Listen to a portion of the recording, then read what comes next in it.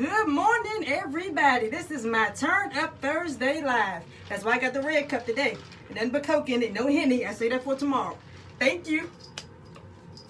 This is my Turn Up Thursday live. This is your girl, Tweety Baby. For those of you joining for the first time today, I'm the Facebook comedian, and the reason you look at your phone, shaking your head, and laughing your ass off. Now, today is Thursday. You know it's Throwback Thursday. So the rules on my page still apply. You post a fucked up throwback pic and you're getting blocked. The rules still apply every Thursday. You post a fucked up throwback pic and you're getting blocked. And I only post my own pictures because mine kind of fucked up. Shit, I ain't got no shame in my game. But like I said, good morning everybody. I hope everybody's having a great week. The week is almost over. We got one more day. One more day to the weekend. Now, I'm pretty sure everybody is abreast of what's going on, you know, with the stories on social media and shit. Because the IRS is just trying to distract us. They try to distract the fuck out of us. In all kind of ways. These motherfuckers working overtime. First of all, you got Blac Chyna on camera, first grade dick like a first grader. Then a Safari with his dick out hanging out on the internet like Christmas stockings. This shit is getting ridiculous. It's getting out of control. See, the media know how to fuck you up. The IRS know how to distract you. I got my return back. I don't know about everybody else, but I got mine. Good morning, everybody. And this Safari shit is just getting out of hand. And got bitches on the internet talking. This is what my friends talking about. Talking about, girl, I'm ready to pack up and head to the Safari. I said, bitch, you ain't going nowhere. Because first of all, it's the boot in your car and Rainbow needs you to watch the motherfucking shoes. You ain't going no goddamn way.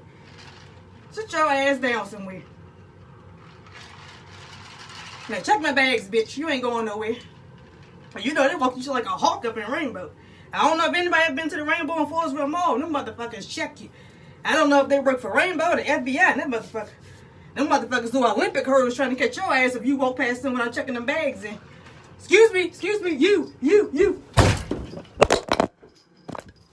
See? Let me turn my shit up. That's exactly how they be in Rainbow. You don't check them motherfucking bags in. They would chase your ass out that motherfucking mall. All around the goddamn store. I'm like, okay. First of all, nigga, I'm on a $3 rack. They be doing all that. I don't want to steal shit out this store. Well, damn fake ass ball security be covering me with shining flashlights in my face and shit. Oh, you got me all fucked up.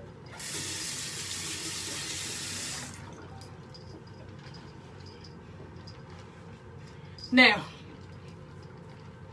me, I'm not an outdoors type of chick. I'm more of a city chick. I don't like animals and bugs and 6-foot mosquitoes and all that shit. So the Safari ain't for me. But I will say this. If I had the chance to meet Safari in the Safari, well, oh shit, let me tongue tied. If I had a chance to meet Safari in the Safari, I'd be swinging on them vibes like Lego Ninjago, bitch. I'd be swinging like two faggots in a bar fight. Fuck the lions, tigers, and bears, bitch. Hit me roll. Shit, you got me fucked up. I don't know how many of y'all saw that picture, but you got me all fucked up. Nigga, can you feel the love tonight? Be prepared. And Hakuna Matata, nigga. I be singing Lion King like a motherfucker up in the jungle. I would make Pride rock in that motherfucker. Shit, I'm gonna have to just think about it. Nipples harder than Kendrick Lamar lyrics in this motherfucker. Nipples look like cone heads up under this shirt. So, the other day, when I was getting my son from school, these two girls, I ain't gonna say little girls, they weren't little at all. These two girls looked like they was about to fight each other. Now, these was some healthy bitches to be in middle school. I'm just saying, they was a little healthy. They was a little healthy. I think they need to spend less time fighting and more time in front of the TV doing some Taebo or getting a membership at Planet Fitness. Them bitches was huge. These bitches like they belong in the Olympics for sumo wrestling. That's all the fuck I'm saying. Them bitches look like Melvin and Jody outside in that motherfucker. I said, I think we need to call Destination America and let them know we found Bigfoot. They don't need to make no more shows about finding Bigfoot. We done found them motherfuckers. 2 of them. I said, y'all need to come get these motherfuckers and release them to the wild immediately before they fuck up District Heights. I don't know what the fuck they eating. They feeding them for school lunch. I don't know whether they're eating pizza or people. I don't fucking know. I'm sorry, y'all. This shit keep falling off the goddamn. See, they got my phone all fucked up talking about them.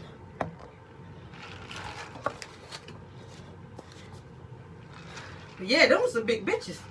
I told my son, I said, I know I told you it's never okay to hit girls, and I don't condone violence. But if one of the big bitches get a hold of you and there's no escape route possible, you Floyd Mayweather, Ray Rice, Solange that bitch. We're gonna fuck around, hit that bitch and break your damn wrist. Had that shit dangling like the nigga in Misery.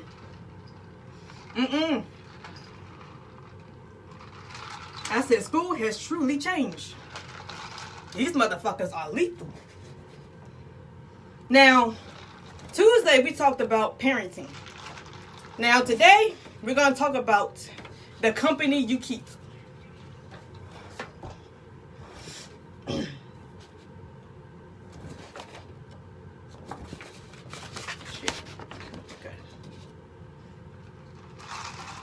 Now, some people just come in your life to reap the benefits of your success.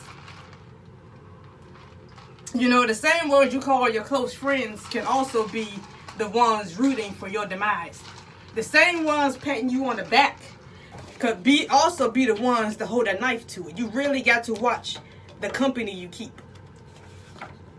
If someone in your circle that's constantly doubting you or telling you you can't do this and you can't do that, that's someone that does not deserve a spot at the table when it's time for you to eat at the table of success, if you know what I mean. A true friend will never stomp on your dreams. They will never tear your dreams down. They will encourage them. They will push you. They will push you to be great. They will support you no matter what you want to do. Whatever you think you can do, they should be encouraging you. A true friend doesn't care. True friends don't bring negativity your way.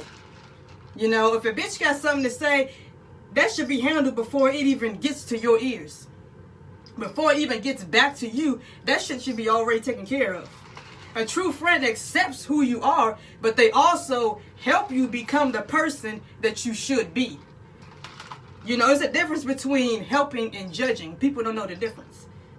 You know, a true friend doesn't care when you're broke, if you're being a bitch, or how much you weigh, what car you drive, what happened in your past, your family crazy as fuck. They don't care. They're going to love you for who you are. A true friend won't abandon you when something different comes along. No matter what comes up in their life, they won't abandon you. Like, say for instance, I don't know how many of y'all have friends who, you know, as soon as they get into a relationship or whatever, they drop you, you know. Then as soon as the relationship ends, they come calling back. You know, it goes back to the old saying, don't burn your bridges, because you never know when you got to cross the motherfuckers again. And people forget that. People truly, truly forget that. A true friend is someone who is willing to take you where you are, but leave you better than how they found you. A true friend don't tell you what you want to hear. They're going to tell you what you need to hear. And a true friend is someone who can see the pain in your eyes. They can see the hurt. They can see the hurt in your eyes while everybody else believes the fake smile you putting on your face. That's what a true friend truly is.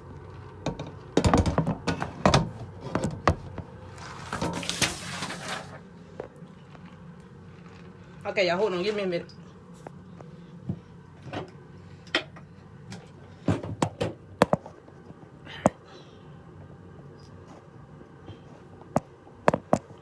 Alright, here we go. Shit. Somebody don't want me speaking today.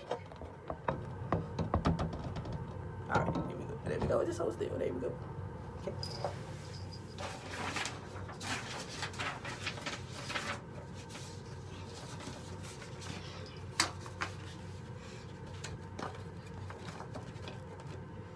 Alright, sorry. Anyway, a true friend is going to see the hurt in your eyes where everybody else believes this fake facade, this fake smile you pretending to put on for other people. They're going to spot that quick. If they're truly your true friends, the true friend's going to pay attention to you. Now, I have this one friend who, now, her and her man have been together for 4 years now. They now have 2 kids. Yeah, now, he's 40, she's 30. That's not the problem. Now, this is the story that was told to me. He tells her, this is when they first got together, he tells her, you know, he can't have kids. Won't be able to produce kids because he had a bike accident when he was little and it crushed one of his testicles. That story sounds shaded than a Don King contract, but I kept on listening. Because I'm a friend, I kept on listening. So, she told him, you know, that she can't have kids either because she had suffered a miscarriage the year prior to them getting together. Before they got together, she suffered a miscarriage and the doctors told her she wouldn't be able to produce kids either. So I said, okay. Fast forward a year later. She becomes pregnant with their first daughter. So for those of you who have kids, you know when you go to the doctor, they ask both parents to take a blood test to determine if either of you have a sickle cell trait. So she goes and tells him, you know, the doctor said he needs you to take a blood test. He starts giving her all these excuses of why he can't take the blood test. You know, oh, I don't have insurance. Oh, my mama said I don't have sickle cell. Well, all this other bullshit. Because basically that's what it was, a bunch of bullshit. But I didn't tell her. I just listened. So I'm like, you a grown motherfucking man. How your mother going to tell you what to do for your child? Something that's beneficial to your child. This is a serious disease. You know, I just lost a friend a couple years ago due to sickle cell. That's a serious disease. That's life or death for your child. So she goes on and she was like, well, I keep telling him that how important it is and he won't go take the test. So I told her, I said, you know, that don't seem suspicious to you that he won't go take this test? Because there's a reason why he won't take this test. He's hiding something. So fast forward to a couple of months later. She went in for her regular, you know, appointment, you know, to check everything, to make sure everything's all right, make sure the baby is fine, etc. Now, her last appointment, prior to this one, they gave her a pap smear, where they, you know, they swab your vagina and all that shit. And so this appointment, she was getting the results of the swab. The doctor stepped out to get the results and came back in. Now, she had her sister with her on this appointment. He didn't go to this appointment. So the doctor goes, well, do you want your sister to stay in the room while I give you these results? And, you know, she said, I looked real puzzled. I was like, you know, why would she need to step out the room? She was like, no, she can stay. That's fine. So the doctor said, okay. She said, well, all your results were fine except one. You tested positive for chlamydia.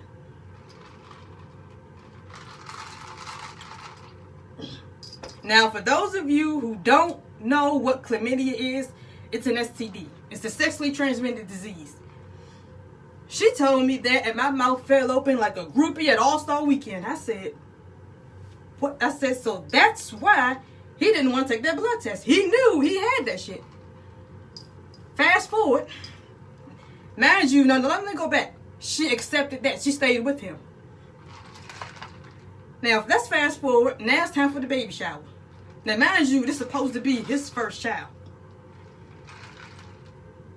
His family didn't do nothing for the baby shower. They didn't give the baby shower. They didn't help do shit. They didn't pay for shit. They didn't bring shit. Her family did everything. Everything.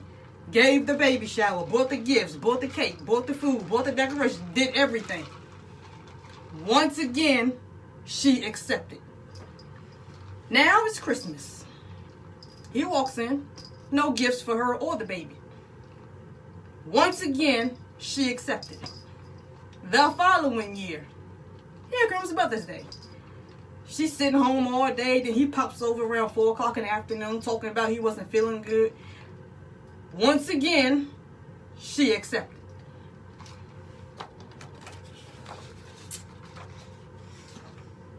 Then she finds out he's been married before. He told her, get this, he told her he only married the woman so she could get her green card to stay in the U.S. You know, sometimes they do that. They used to do that back then. They used to marry people for, he said he only did it for the money. I said, okay. So I asked her, I said, well, if he's supposed to have, you know, just got the money and divorced this woman, cool. Have you seen a divorce decree? Has he showed it to you? She goes, oh yeah, he did. It was a copy. Now imagine, it was a copy on his cell phone that he showed her. It wasn't an original. It was a copy. Now, if you really did get a divorce, why don't you have the original copy of the divorce decree? That was shady. So, once again, she accepted. She got pregnant with baby number 2. Mind you, she living with her mama because he keep telling her, oh, I'm trying to get a place, you know. It's been 4 years already, you know. If he was really trying to get a place, y'all would have been in a place by now. He's bullshitting her. He's dragging you along. But I don't tell her that. I just listen to what she had to say. He turned to, you know, it was, with this baby, he didn't go to any doctor's appointments. No kind of support whatsoever. Turned the phone off a week before the baby was due.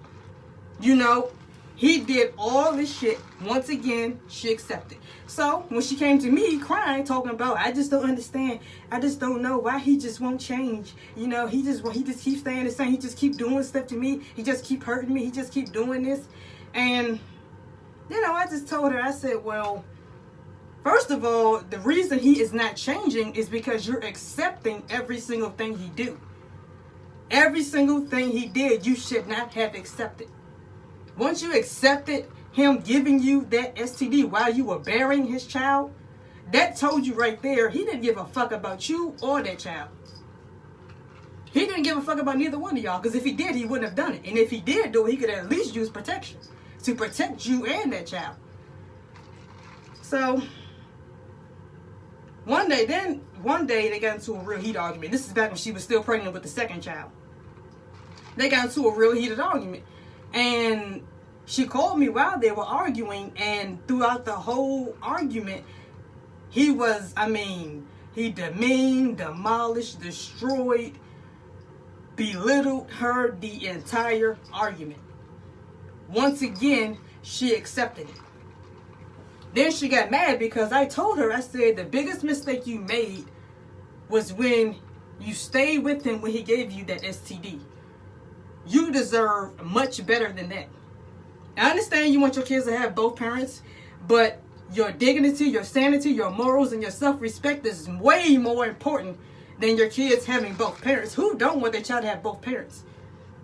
You know, it's like, I'm not going to accept being disrespected or treated like a piece of gum on the sidewalk just so my kids can have both parents.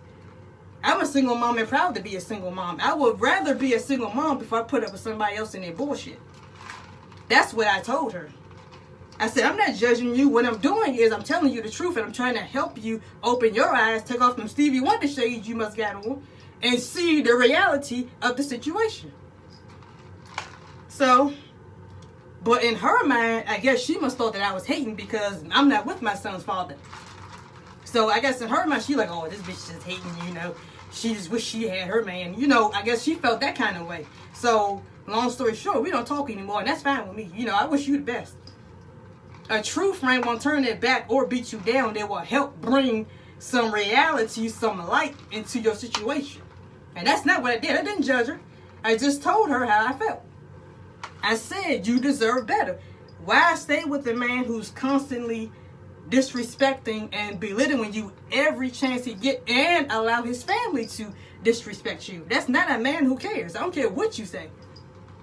That's not a man who truly cares about you at all.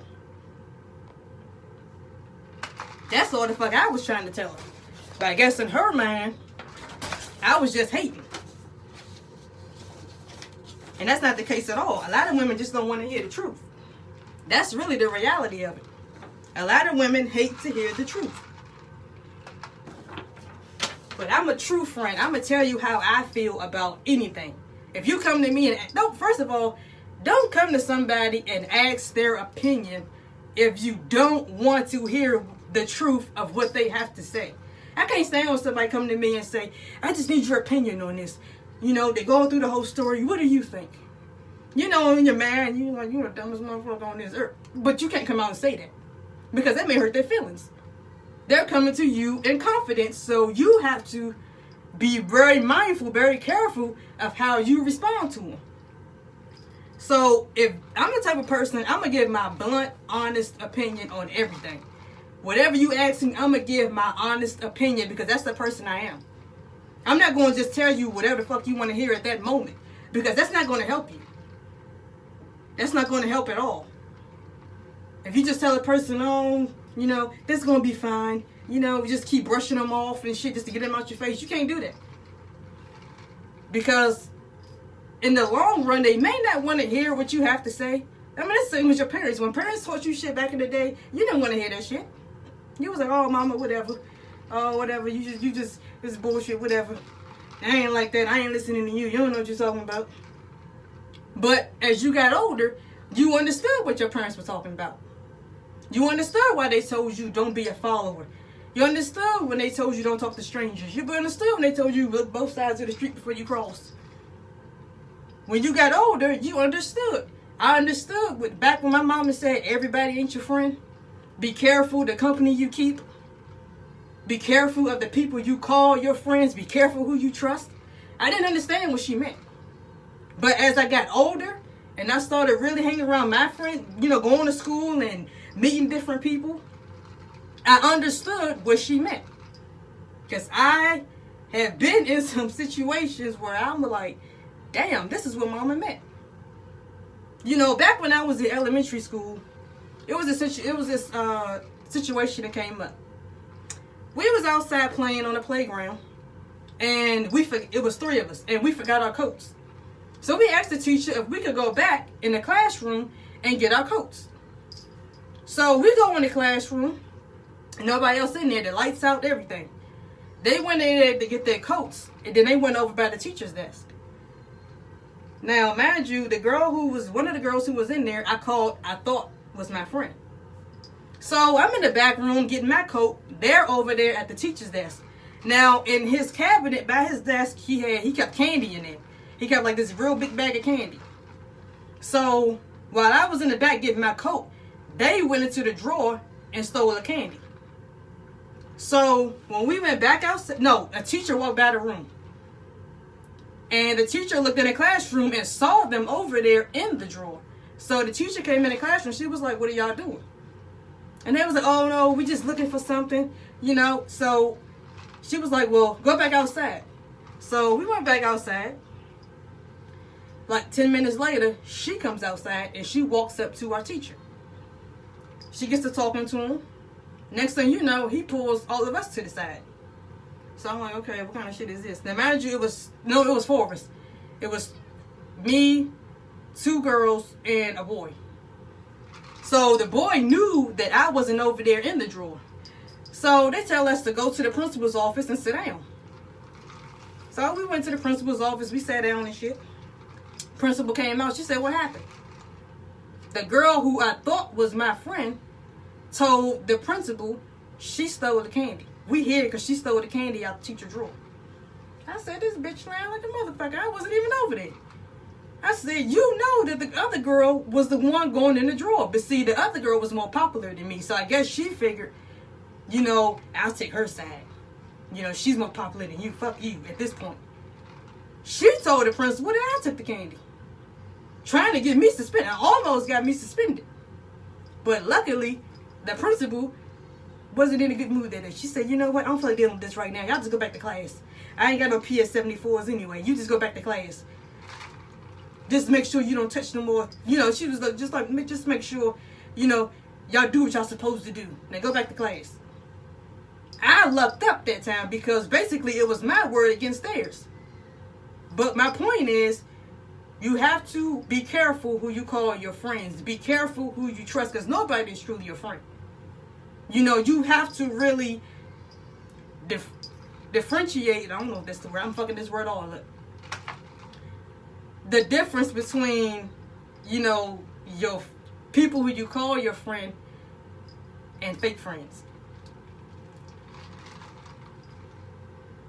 You know, that was back when I was in the 6th grade. And from that point on, it really opened, it didn't open my eyes till I got older. But I was like, at that moment, I was like, damn, that's what Mama meant when she said, be careful who you associate yourself with. Because in the blink of an eye, I could have, my whole school, that, you know, when you get suspended and shit, that shit stays on your record. My whole life could have been fucked up in that one moment. Because this bitch decided to lie. She knew what happened, but because she wanted to kiss this other girl ass, she tried to throw me up under the bus. You know, so when your parents tell you things back then, you don't listen until something actually happened. And when that happened, that's when I went home and I told my mom about it. She was like, that's what I mean when I tell you, be careful who you hang with. Be careful who you call your friends. Nobody is truly your friend. That's what she told me. And now I'm 28. I've seen a whole lot of shit. I really understand a lot of shit she told me. You know, I really understand a lot of shit that she told me. And I'm glad that she told me because she prepared me for what's happening right now. In the same way she prepared me, I'm also preparing my child. Because now he's out there. You know, he had these little incidents where these little boys want to, you know, he want to go over their house and, you know, play with them and all that. And I ain't got no problem with it. But it's not the kids I'm worried about. It's the parents. It's the people who are in that house with their child that I'm concerned about. Because when I was little, my mama didn't send me to no any and everybody's house. She wasn't having it. She didn't let no any and everybody come up in our house. Because she said people come in and they bring negative energy. My mama is the energy person. She always said, I always base my opinion of someone based on their energy. She said if I walk into a room and I just don't feel a certain way, she said I walk back out. And that's the same as me. You know, when I got older and now me personally, I don't like going to parties or functions where the person haven't personally invited me. Like if my friend just say, oh, so-and-so having a party or a dinner or whatever, you should come with me. If that person don't invite me personally, I don't go. Because if you go, then everybody you walk in the door, people turn around looking at you sideways and shit. Looking you up and down like you a midget and shit. I ain't got time for that. If the person didn't invite me, then that means they didn't want me there. That's how I feel.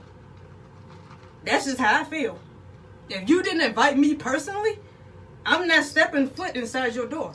That's the same as me. If I invite you to my birthday party, don't be bringing 10, 11 other motherfuckers that I don't know. If I wanted them there, I would have sent them an invitation. Like I sent your ass an invitation. And you know what I do when they do that? I turn them all away. All of you can leave. Because I didn't tell you to bring these people into my house. Because when you bring energy into your home, especially negative energy into your home, that's when shit starts happening. That's when the bad luck rubs off on you. And I am my prime witness to that. I don't like no any and everybody coming into my home. Because you don't know what demons, what negative energy people can bring through your door. You know, you ever seen that movie, what's that movie? Was it Strangers? No, that shit was dumb. First of all, if a motherfucker knock on my door wearing a mask, bitch, I ain't opening it. You got me all fucked up. I live in the hood too. You got me all fucked up. You come knocking on my motherfucking door, you open that door, you gonna have a taser at your motherfucking throat. You got me all fucked up. And a knife in your back. I ain't got no cut calls for this shit. But see, that's white people shit. You know, you gonna knock on their door, hello? You know, I need some sugar. Oh, just hold on real quick. Honey, grab the bag of sugar, please. This gentleman needs some sugar. Oh, fuck, they stabbed me. What the fuck did you open the door for? I hate seeing movies like that. It's like, use common sense. But anyway, back to the point. You really gotta watch the people you hang around. You gotta watch the company you keep. I live by that phrase. My mom and grandma told me that phrase. They always said, watch the company you keep. Watch people you associate with. And that's the same as, if one of your friends is a hoe. You hanging out with her, you going to a club, y'all partying, shaking your ass, and turning up, and getting your lace fronts all frizzed up and shit. The next thing you know, you just out there just to have a good time. Just a party, dance, whatever. Next thing you know, 50 or 15 motherfuckers coming up to you talking about, hey baby, how you doing? I'm gonna go upstairs to a room and you going, what the fuck, no, motherfucker, I don't know you. But your friend walks off with him. And because your friend is that type of chick, they're gonna associate you as being that type of chick. Oh, well, she gave up the first night, maybe this one will. That's why I watch who the fuck I hang around. If I don't know nothing about you personally, I'm not fucking hanging around you. If you're a negative person, I don't hang around you. Like, I can't stand a person who constantly complain about shit. Like, every little thing they gotta complain about. Oh, it's raining today. Oh, fuck, bitch, I hate rain. Oh, it's Monday. Oh, I hate Mondays. Be thankful you woke up in the morning. Be thankful you opened them eyes that you got in your head, whether they're yours or not. Be thankful that you opened them. Be thankful that you got another chance to make yourself better, to become a better person. Sometimes you got to stop worrying about the little shit and just be thankful. Just really have to be thankful. People really need to learn how to be thankful. Stop complaining all the time. I can't stand a complaining ass bitch. I work with this one girl. She complained all the fucking time. Oh, I don't feel like doing this work. Oh, they getting on my nerves. Oh, I can't wait to go home. What time is lunch? Bitch, be thankful you got a job. You have people out here who've been sitting 3 and 4 years without a job. Can't feed their families. Got to go to shelters. Sleeping on the street. You got all that shit. Be thankful. If you got a roof over your head, be thankful. Because it's a lot of people out here. Go walk around D.C. It's a whole lot of people laying in the park who don't have no place to go. Who have to sleep in a park. Who have to sleep on a damn cold bench in the wintertime. Who have to lay out in the dead of heat in the summertime. But you laying in a nice house in a nice bed under nice air conditioning. That's the shit that you need to worry about being thankful for. Stop complaining about shit. I can't stand that bitch that constantly got to complain about shit. Stop complaining and be thankful. Be thankful for the things that you do have before he makes you appreciate what you had. Because the same way he blessed you with it, he can also take it from you. You know people who they get shit and gotta try to throw it in your face. Oh, I got this type of car. Oh, I got this type of house. Oh, I got this type of job. And then they look down on you because they feel you're not making the money they make. You're not driving the cars that they drive. You don't have the type of home that they have. You got an apartment in the hood and they living over there in the suburbs. So they looking down on you. The same people who do that, then weeks later they turn around. Oh, girl, I just lost my job. My car got repoed. You know why? Because while you was busy throwing all your necessities in somebody else's face, God said, you know what? I gave these things to you. And since you're not appreciating it, I'm taking it back. You got to learn to appreciate. You got to learn to, just because you feel somebody's not on the level that you are, they're below you. Because that's not the case at all. If you got more than me, fine. Congratulations. I congratulate you. I don't hate. Somebody got more money than me, good, cool. You driving a better car than me, cool. Bitch, you got to pay that note, not me. You got to feel you making more money than me, cool. I'm making money doing what I love. You making money kissing ass to get up in your company. So I'm fine where I am. I don't worry about no motherfucker talking about me. Because you don't pay my bills, you don't take care of my child, and you don't put food on my table. And some of you bitches can't cook, so I don't want your food on my table. How about that shit? But, in conclusion, watch the company you keep. Watch the people you hang around. Because not everybody want to see you win. Some motherfuckers just come to make sure the show never starts. Think about it. Well, that's my time. I hope everybody have a lovely rest of the week. I hope you have a good Friday and a blessed and safe weekend. I will see y'all Tuesday at 9 o'clock. I'm about to go turn up, and I ain't turning down for shit. Have a good one.